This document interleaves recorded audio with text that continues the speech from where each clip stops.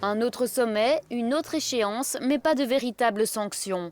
Les dirigeants de l'Union européenne semblent divisés sur la manière de répondre aux provocations d'Erdogan en Méditerranée orientale. L'Allemagne, l'Espagne et l'Italie sont favorables à une ligne plus souple, tandis que la France, la Grèce et Chypre souhaitent une réaction forte de l'Europe. Mais pourquoi les pays méditerranéens sont-ils divisés au sujet de la Turquie ? Comme c'est souvent le cas, les intérêts nationaux ont prévalu. L'Italie est le joker. L'Italie se concentre principalement sur la Libye.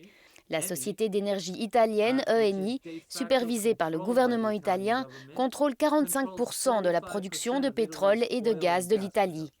Tout le gaz de la Libye, tout son gaz naturel, est acheminé vers l'Italie.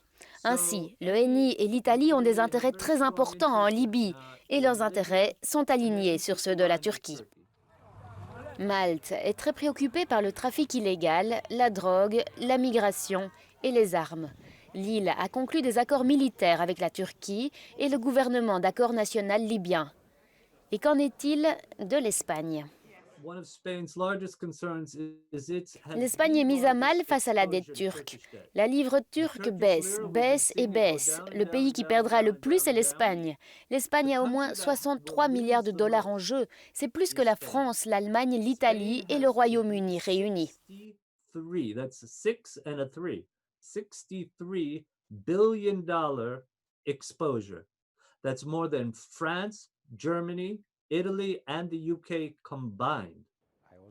Le chef du groupe PPE au Parlement européen, Manfred Weber, est déçu par les résultats du sommet.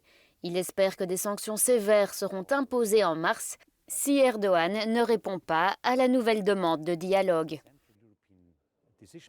Le Conseil de l'Union européenne a pris une décision contre la Turquie, mais pas assez ferme. La crédibilité de l'Union européenne est donc en jeu.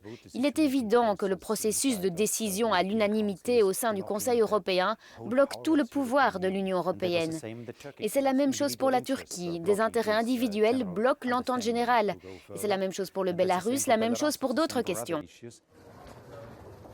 À présent, c'est au tour des diplomates européens de présenter une nouvelle liste de sanctions possibles, mais ils attendent l'investiture de Joe Biden pour coordonner leurs actions avec le soutien des États-Unis.